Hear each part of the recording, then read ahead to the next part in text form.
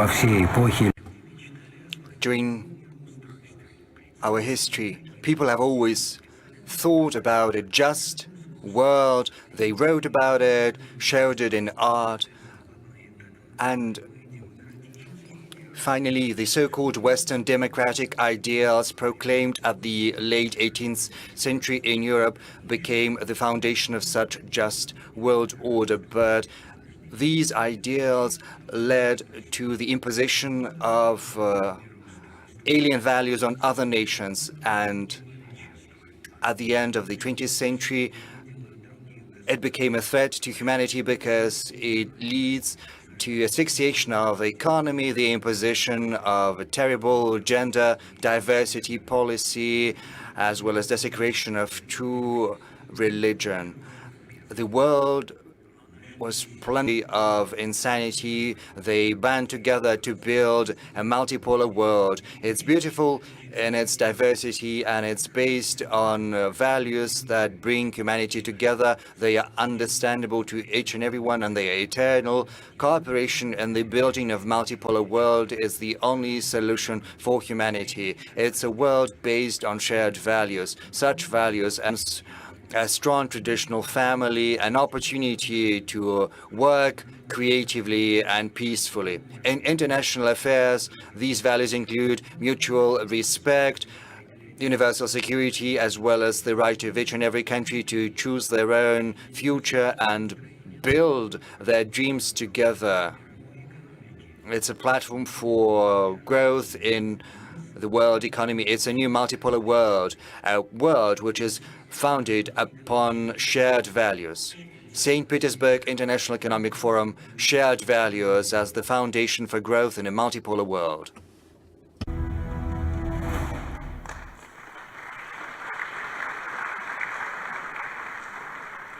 Дамы и господа. Ladies, gentlemen, Governor of St. Petersburg, Alexander Beglov.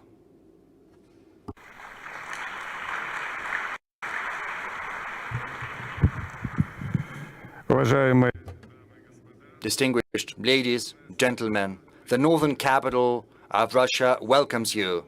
Welcome to St. Petersburg. Today, the world is undergoing some turbulence, and yet you've come here overcoming artificial difficulties and complications. Thank you for coming.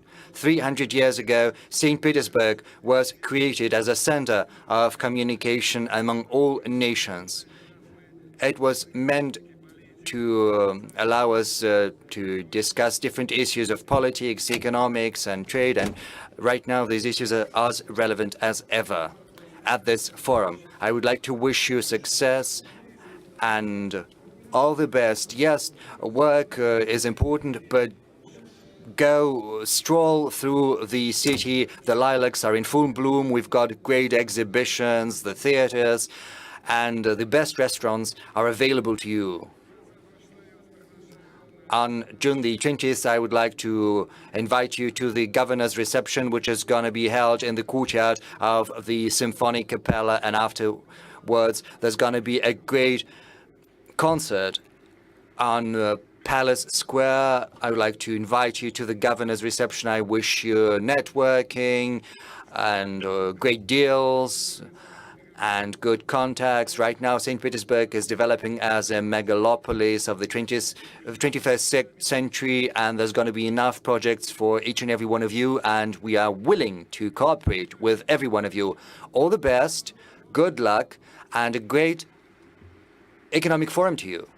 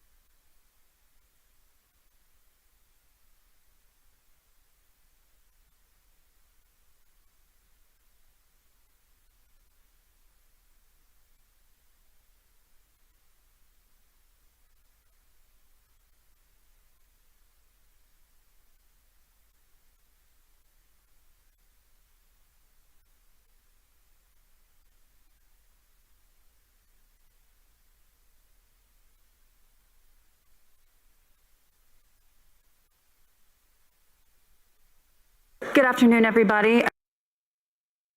Welcome once again to the St. Petersburg International Economic Forum. My name is Hadley Gamble. I am Chief International Anchor for IMI, and it's my great pleasure to welcome all of you here today. I want to kick off by asking His Excellency Alexander Novak to walk me through how he sees the situation developing in Iran and the impact it could have on oil prices. And I just want to mention that he'll be holding a conversation with His Royal Highness Prince Abdulaziz separately to our larger conversation focused on bilateral relations. Minister Novak.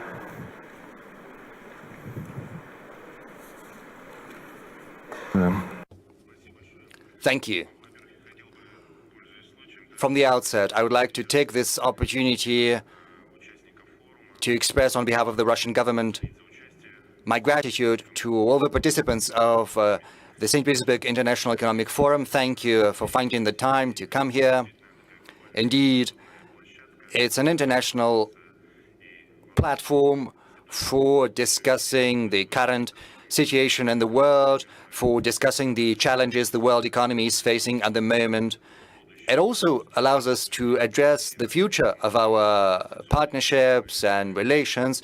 It gives us a chance to find new joint investment projects. And I'm confident that this forum is going to bring a new impetus, as well as provide us with additional opportunities for developing new partnerships and for joint investment. I would like to thank all of my colleagues. I thank everyone who is participating in this panel discussion at the opening ceremony of the forum. Indeed, the theme of the forum is shared values as a foundation for growth in a multipolar world.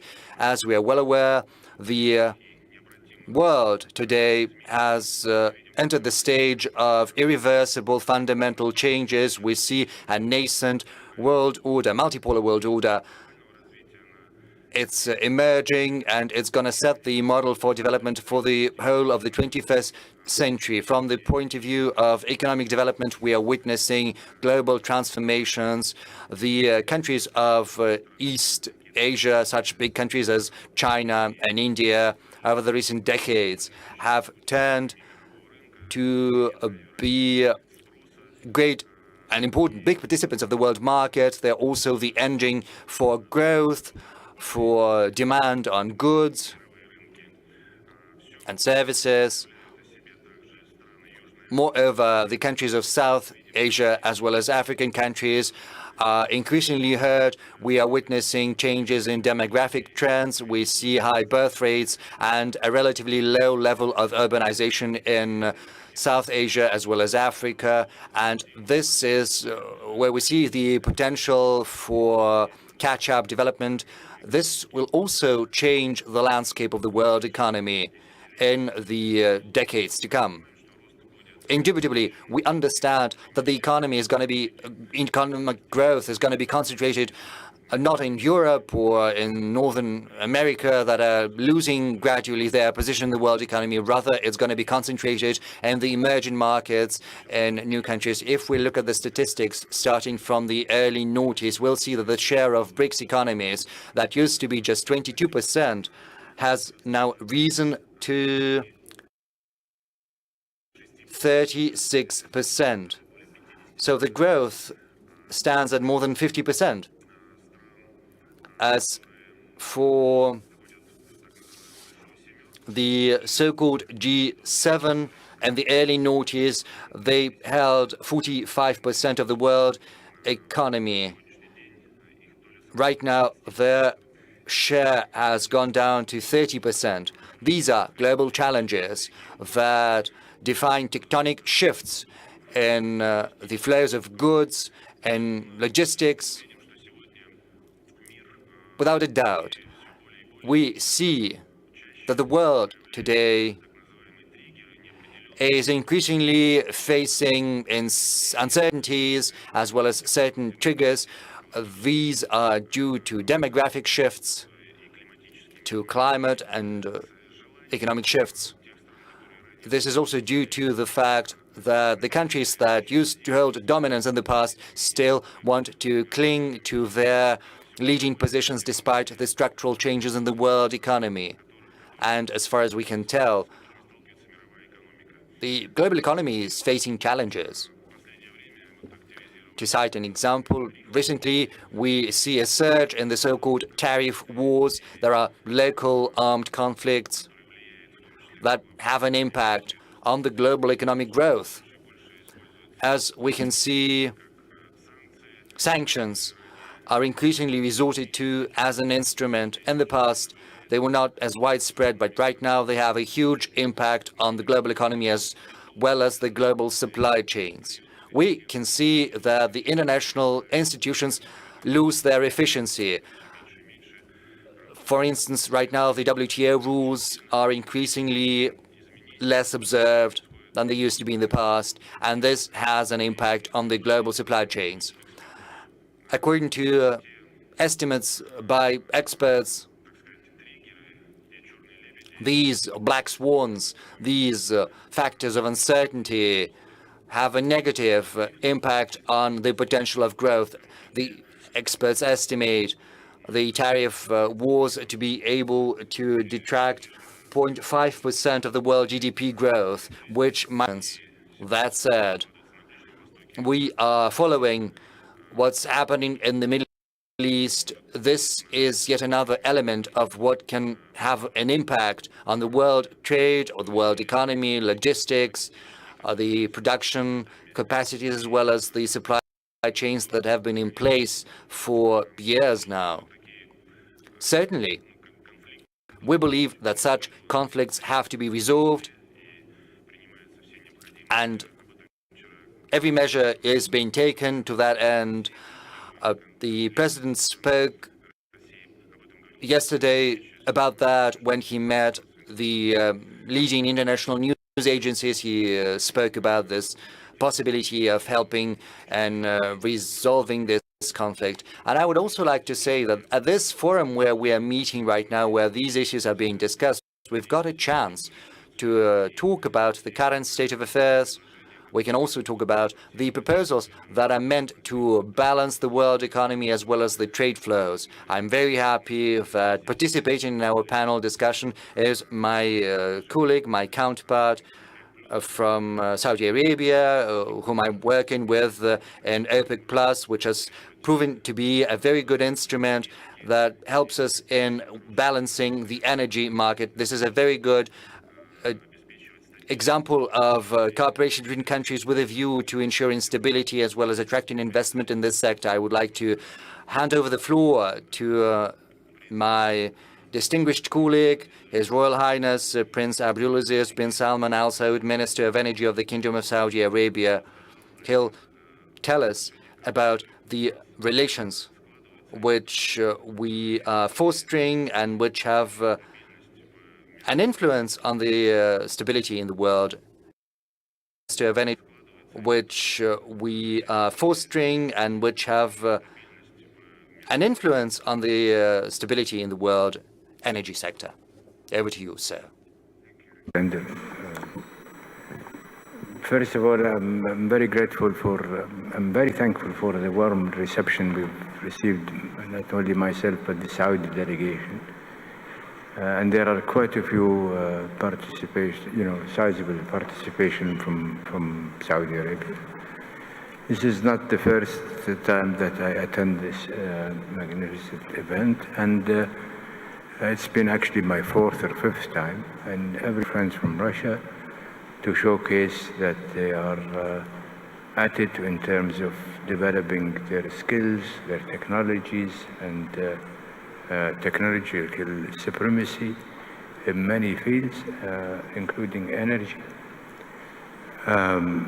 It's also been a privilege that I have been the co-chair of the Saudi-Russian Economic Council, where we have a big joint program in terms of activities and investments that we are hoping that we can, through them, can solidify our relationship in different aspects than just the OPEC Plus, although I would have to say that OPEC Plus had proven to be an instrument that if it wasn't invented by us and Russia and our colleagues, it should have been invented a long time ago, because this is what OPEC Plus had achieved in terms of bringing stability to the market and had proven that it is the what I usually call it the central bank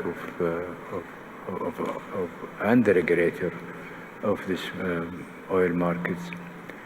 But beside and beyond that, I'm looking forward to host Alexander as the co-chair of our joint committee to Saudi Arabia this year with the biggest, most sizable, I think, business community participation. As I said, we have a lot to showcase that bonding together, although it will allow us to have a much more diversified relationship. And we are, as governments, working together to provide the right environment for those who want to invest, be it in Saudi Arabia or in Russia.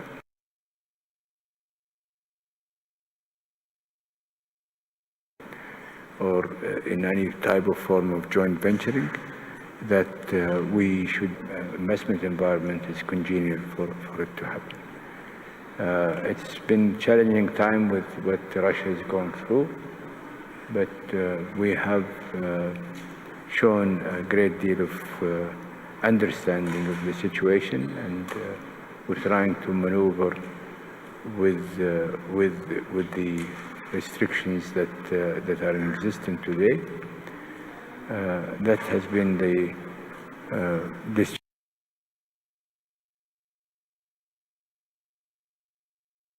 situation, and navigate, hopefully helping to bring support to Russia in mitigating these exterior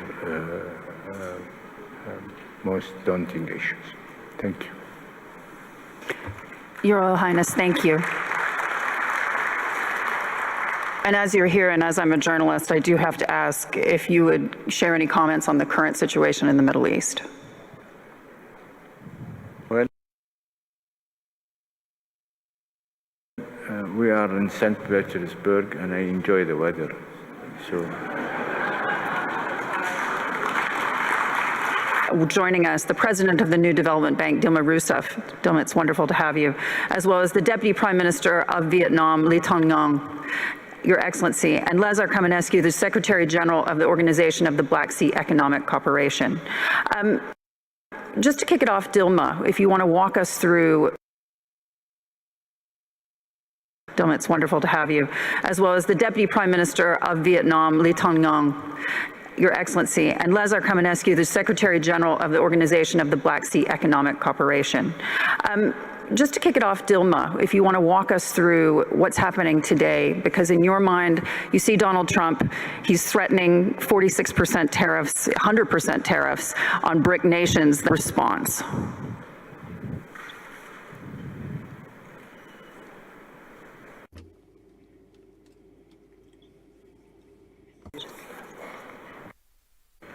Primeiro, é prazer estar aqui neste fórum. First of all, it is a great pleasure for me to be here. Great pleasure for me to be here. I'd like to say that the world is virtually undergoing a whole number of crises at the same time. And this wave of protectionism and tariff war leads to high inflation rates and is posing a great threat, being disruption to production chain and trade connections. We also know that there is great geopolitical tension and uncertainty caused by the politics of unilateral sanctions and technological blockades. Also, we are going through the moment when natural disasters are clearly felt all around the globe. And we can feel and witness the consequences of climate change. One thing I'd like to highlight in this connection, because we see serious changes happening to the rules of new economies. And those changes mean that they would get bigger presence in the economic arena and also in the political stage, which means that there are new priorities to human operations worldwide.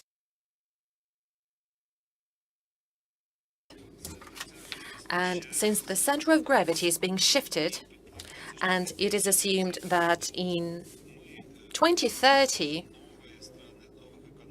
we, the 43% of the global GDP, which would indeed bring us to a situation of multipolarity. So it's not something artificial.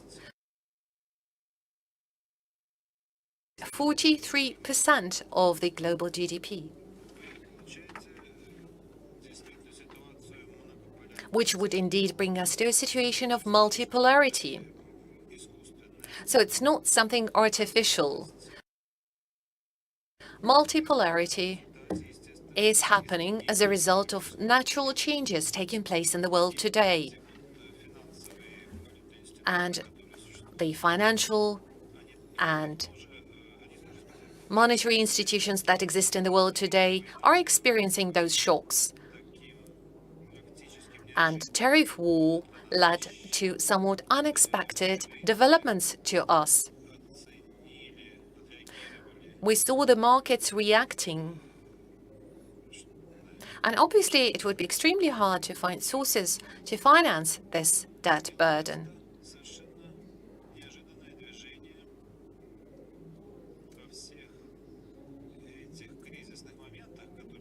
We've seen all those crises evolve around the world.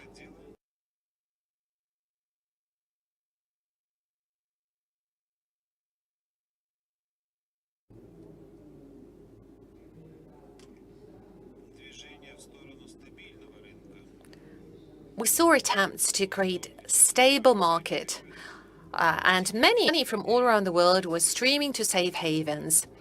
We also saw that dollar was large. Money from all around the world was streaming to safe havens.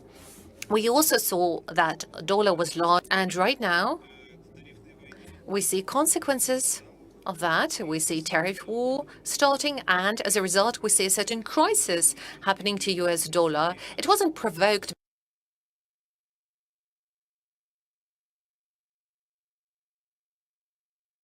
by someone from the outside. It was caused by the US itself, but it's just part of the problem.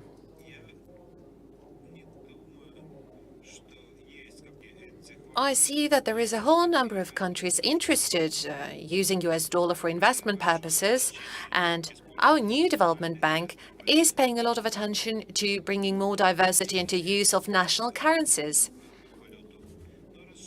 We are not aiming to substitute US dollar. We are simply willing to bring greater diversity to our portfolio. Whenever we see a necessity to finance any kind of private projects, we see that the private sector is encountering a whole number of issues in developing economies. They have very limited access to international financial markets, and unexpected fluctuations of US dollar, fluctuations to key policy rate make that kind of investment very tricky. And our operations are focused on balancing this situation and mitigating the consequences of those risks to the private sector. And specifically ensure access to financing and making sure that the debt is repaid. So it's not just a new source of financing and investment, among others, long-term investment using national currencies, but it also allows us to address one more problem, and this is a growing problem, specifically limited access to resources. Because right now we see very high concentration of liquidity, largely in developed countries. This liquidity is used to finance the state debts of developed economies. We saw the crisis of 2008, 2009, then there was COVID pandemic, and all of that leads to greater debt burden. For developing countries, it is a big problem. We do not have enough sufficient liquidity in order to finance our own needs in the long term. So what happens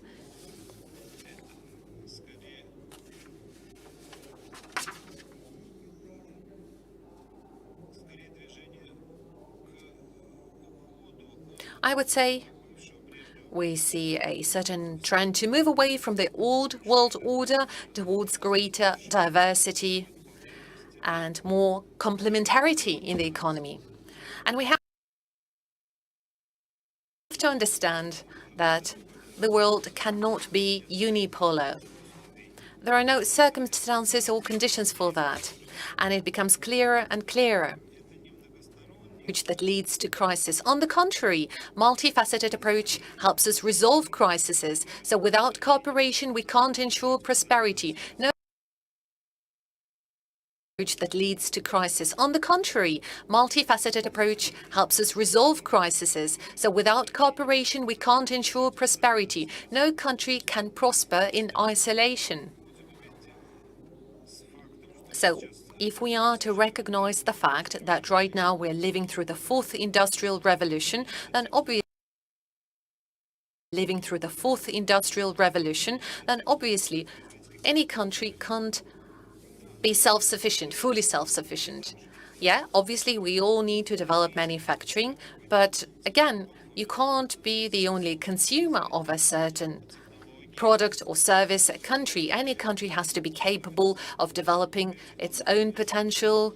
We are all talking about dramatic rapid growth and spread of AI. We all need to move in that direction, and we need to find space for cooperation in all of those areas.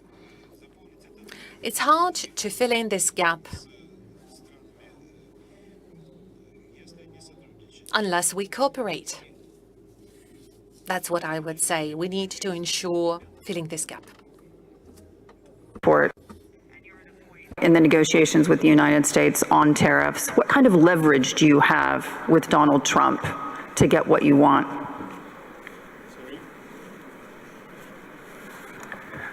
Trước hết là xin cảm ơn chị moderator, và cũng rất là hiếm có cái dịp như này cho phép tôi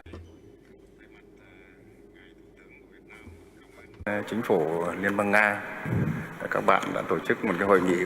On behalf of Vietnam, I'd like to express my gratitude to you, Madam Moderator, for a wonderful session. I also would like to thank the organizers for the great organization of the forum. As for your question, I'd like to share a few thoughts.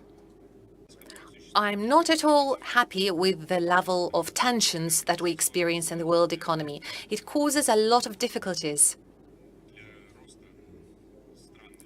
to economic growth. It should not be the case.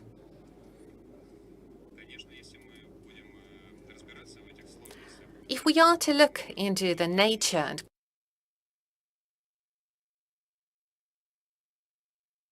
is to be continued.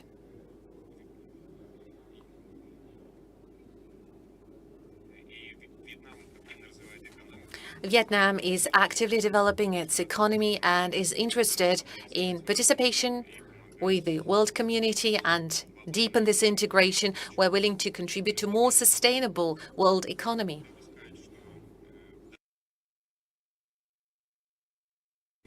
I'd like to say that right now, due to huge level of instability and volatility of the world economy, Vietnam is experiencing some major difficulties, especially in import-export, that all those difficulties will be left behind, and we can do that together. The next thing I'd like to say is that it is crucial to develop macroeconomic environment.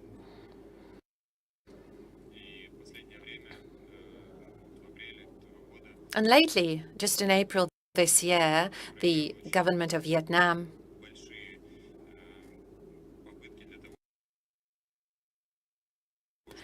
was undertaking a number of efforts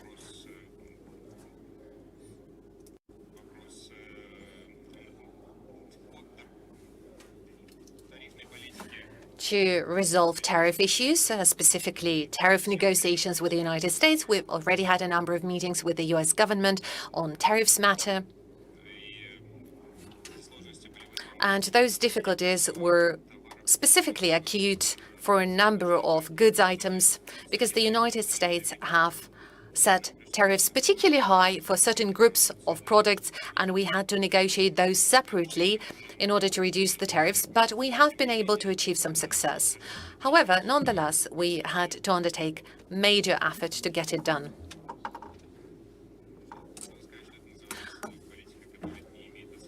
I would say that that kind of policy measures have no root cause whatsoever, but eventually, after several rounds of negotiations with the United States, we have been able to establish a number of working groups, and eventually, coming to conclusion, I'd like to say that all countries need to work together to develop new formats for cooperation so that we work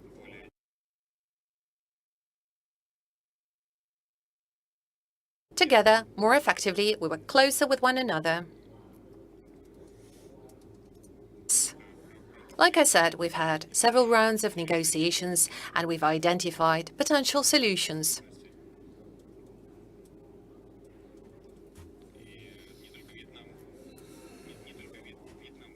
And obviously, it's not just Vietnam who was affected by this policy. Diversification of import-export operations is always important to any country, and it is important for us to focus on providing boost to domestic demand as well, and that can be done through various support measures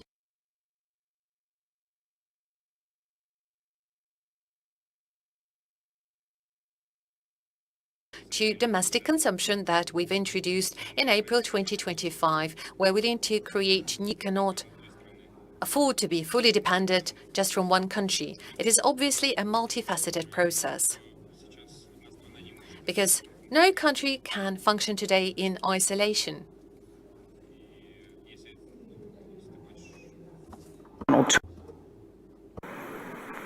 Chúng là Tổng thống Mỹ. Tôi chỉ muốn là Tổng thống nghe các. Well, what do we have to say to the President of the United States today? Well, all I can say is that Vietnam is interested in cooperation and is very much focused on economic development. And people in the administration of US Trump are carefully studying the potential consequences of their decisions, hopefully the consequences that may affect the whole world. I would even say it differently. The negotiations that we've been having do show us that we are talking to one another, we are ready to listen to one another, and this is the only way to achieve certain success in achievement of the goals we have. Because after all those rounds of negotiations, we've realized that this is crucial to agree on the numbers that would be acceptable for both sides. Only then we can succeed. Thank you. Prime Minister, and just to follow on to that, obviously the whole world is talking about the situation in the Middle East, what's happening in Ukraine, conflict after conflict. Are you worried that it could spread to your part of the world? And we could talk about, unfortunately, conflict in the South China Sea. Đúng là chúng tôi cũng phải suy nghĩ rất là kỹ.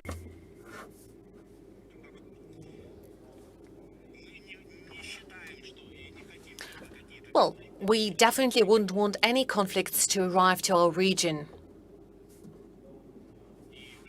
And Middle East is still quite far away from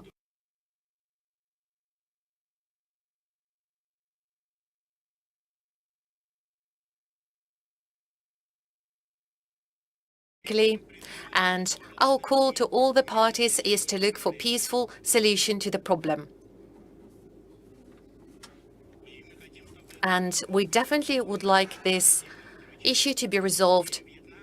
And Vietnam, as a country, has been through a number of wars and difficulties associated with that. We very much understand all the catastrophes and tragedies associated with any war, and we do believe that the region of the Middle East and the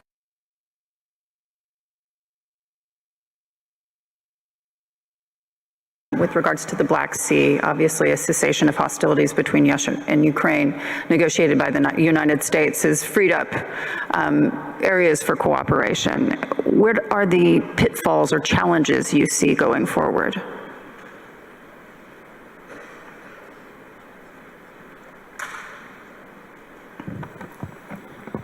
First of all, thank you very much for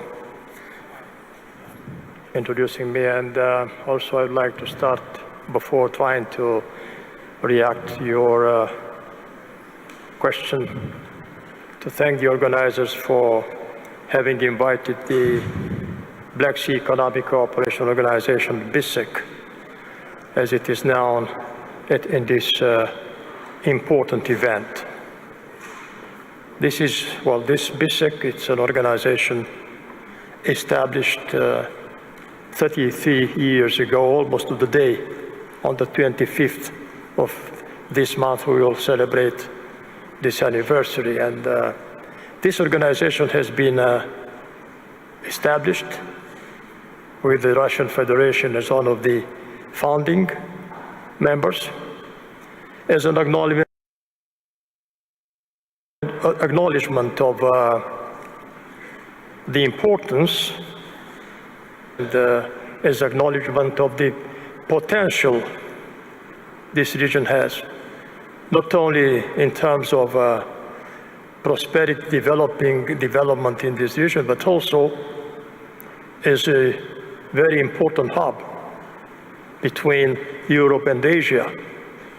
And I think that if we look into how things have evolved in the recent past, we may see that where the most important growth engines are, we wanted to note in Asia, and that makes me stress once again the importance of the Black Sea region as a bridge between these regions, and also as a bridge between North and South.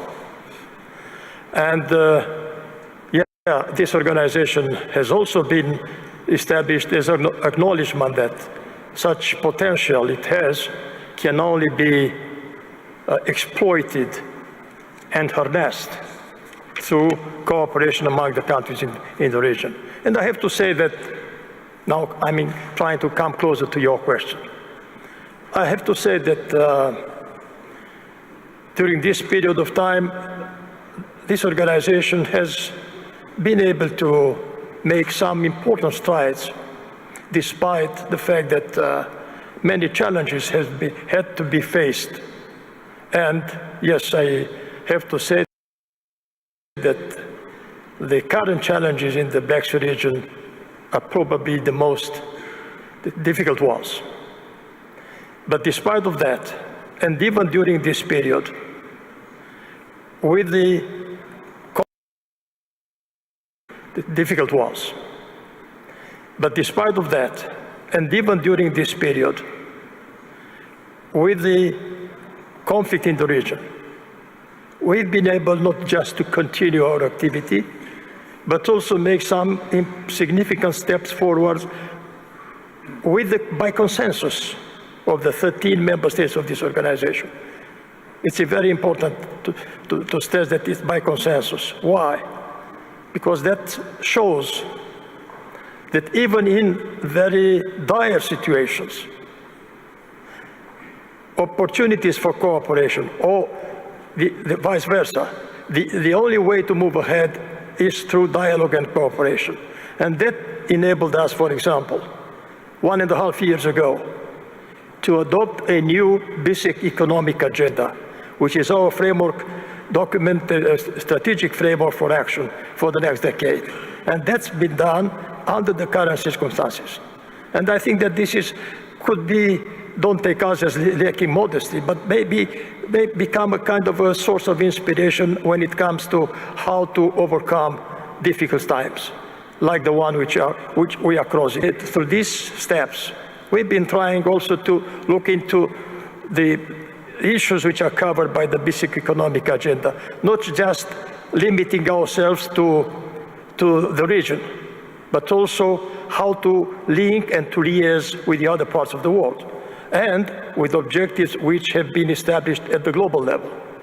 This basic economic into concrete things in this region, in terms of being in how to say, in line with the objectives of sustainable development and with the sustainable development goals established at the level of the United Nations. And beyond that, still as an example of the fact that things can be done, or I would say that as an example of how to act in order to overcome difficulties even in very dire times. We've been able to, last year, for example, take an important decision again by all the member states for the revival of the Project Development Fund, through which we think that we now avail of additional means to enhance the project-oriented dimensions. And that brings me to another aspect which I want to stress. So long as we identify concrete things to do, these are helping also generating that framework where through also complicated things may be dealt with. And by the way, when talking about the economic cooperation, which is the key objective of this organization, I would, since a lot of talk has been in the recent past on security-related issues, I think that one should always have in mind that there is an extremely important economic dimension of security. And through economic cooperation and dialogue, one definitely can contribute a lot towards finding solutions for other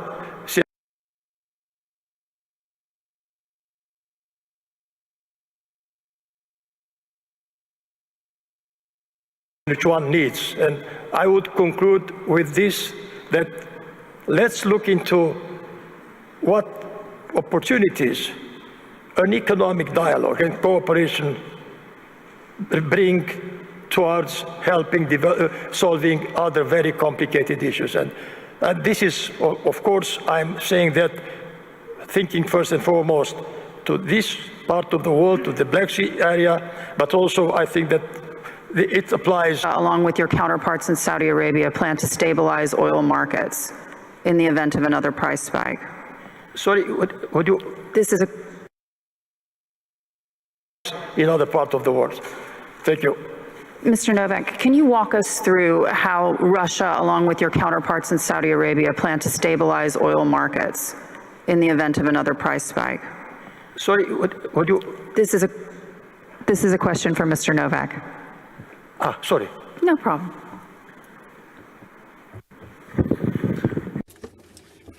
Thank you very much for the question. In fact, we've been dealing with this issue since 2016 together with partners.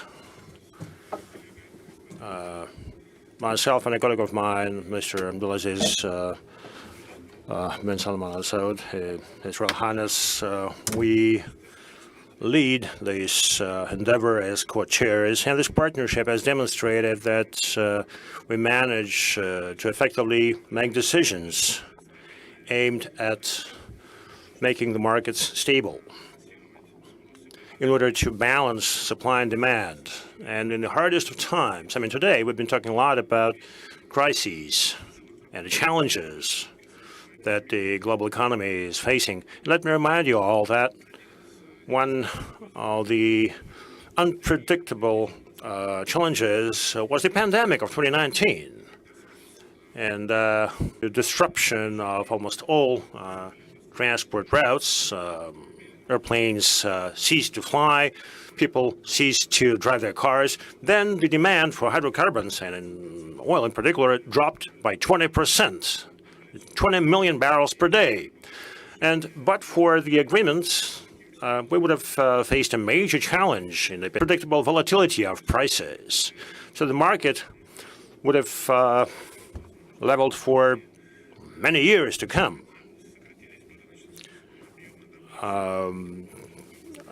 Then it would take a long time for the market to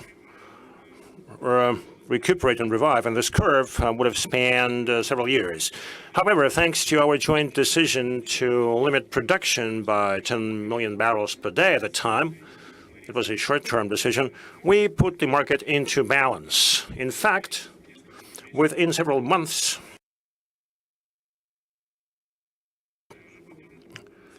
we started to reduce this cooperation when crises hit.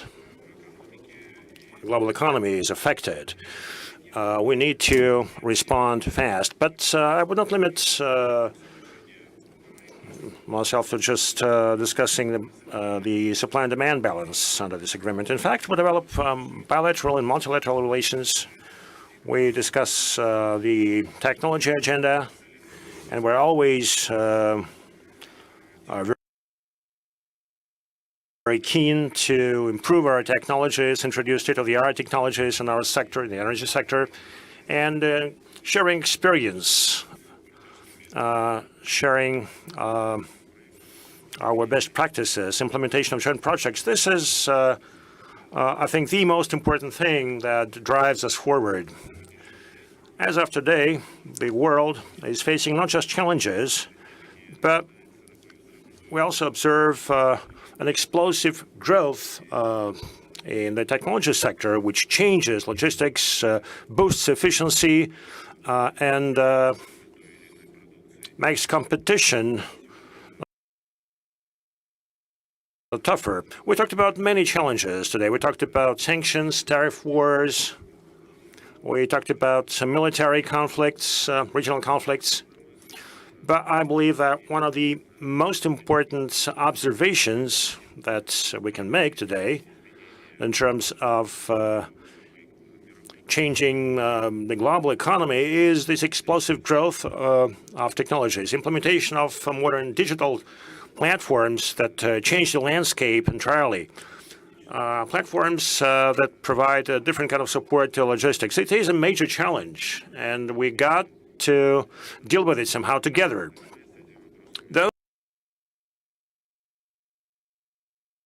The rise of protectionism.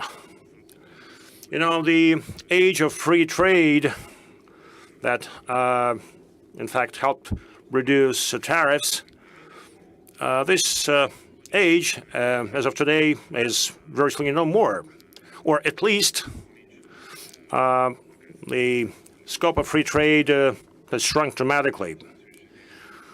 We see protectionism flourishing today, and this is what Madam Rousseff mentioned and other colleagues alluded to. And this is a trend, which I mentioned at the beginning, is towards maintaining leadership positions in the areas where competition cannot be leaned upon. One of the topics I believe that should be on the agenda for the global economy should be the one of combating protectionism. You know, the protectionism on a global scale is an obstacle to economic development. Of course, the global economy will continue to develop and grow, but the pace of growth might be too low due to the protectionist measures that are actively employed by countries who used to dominate in the global economy and who, as I said, are keen to maintain their influence. But I think we do realize that the new growth centers in the global economy are on the rise, and they actively lean on their capabilities. They cooperate. Russia, for instance, and today we talked about the Organization of the Black Sea Economic Cooperation. Now, we developed the Eurasian Economic Union. It's a huge market. Organization of the Black Sea Economic Cooperation. Now, we developed the Eurasian Economic Union. It's a huge market. We have the SCO, Shanghai Cooperation Organization. The BRICS countries, as you may be aware, this association is expanding. Now, these are the new associations that shape up a new foundation for economic development. This is something that helps develop demand and build global value chains and life cycles all the way from initial concept to actual implementation. And only cooperation would ensure the kind of efficiency that would help us move forward. I believe that these are the areas that, going forward, would shape up global economic trends. And the challenges we're talking about today, well, they have to be addressed to offset negative implications of those challenges. To clarify, is Russia prepared to work with Saudi Arabia to supply the market if Iranian crude comes offline?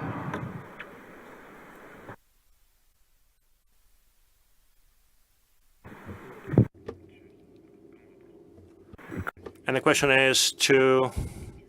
Prepared to work with Saudi Arabia to resupply the market if Iranian crude comes offline? Question is for you. My answer to this, we don't talk about... oh, please go ahead.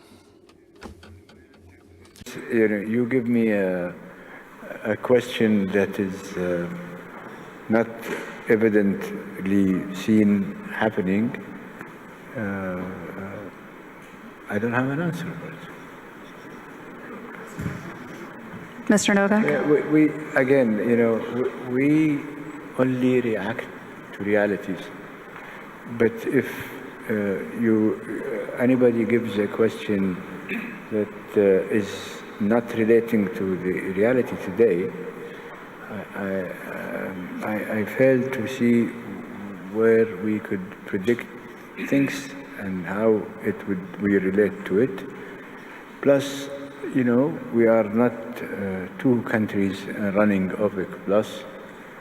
OPEC Plus is 22 countries, and we have a group of 8, and it's incumbent on all of us that we reach out to our friends and make sure that they participate in attending to whatever situation that may prevail then. But to respond to a hypothetical question by giving you hypothetical answer, which none of us two here have the right to speak on behalf of everybody without knowing their opinion, is too much of an ask. What we know, and what Alexander was saying just a while ago, is what we have as OPEC even before, and OPEC Plus attending to so many circumstances since its first was conceived and inception, that we have been a reliable organization, a serious organization, an effective organization, and attentive to the circumstances when they prevail. Okay. Mr. Novak?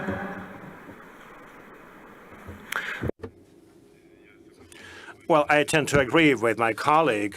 Indeed, we should not try to forecast or predict how situation might evolve. We should not fantasize whether there would be a need to increase or decrease the production volumes.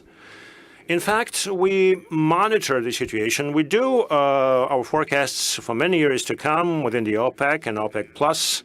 And the OPEC Secretariat is very active in this respect. They provide their outlooks to us. In fact, the General Secretary, Mr. Gales, of OPEC is here. In fact, we met with him yesterday, and we discussed all those issues. So I think that we should definitely monitor the developments, and it would be good to offset any volatility. In fact, nobody wants the market to be volatile. We are for a stable development. We are for a stable increase in demand. We're for stability in terms of supply in the market. And this helps us talk about stability of investments and possible economic development of the economies present in the petroleum market. And this is how we can develop our technology potential. Now, these are the key areas of our work. Question, Mr. Novak. Is Donald Trump destabilizing the market by suggesting he might join in Israeli attacks on Iran?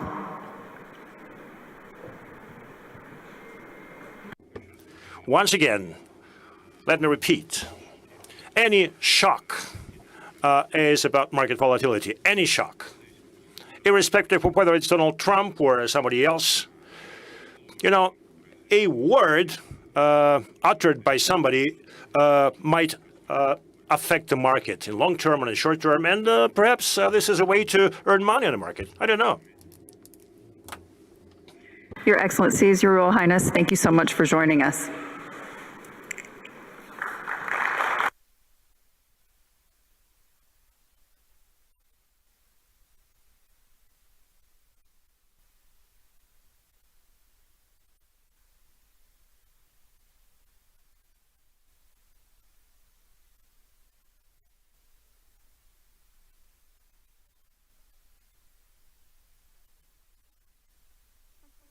Mm-hmm.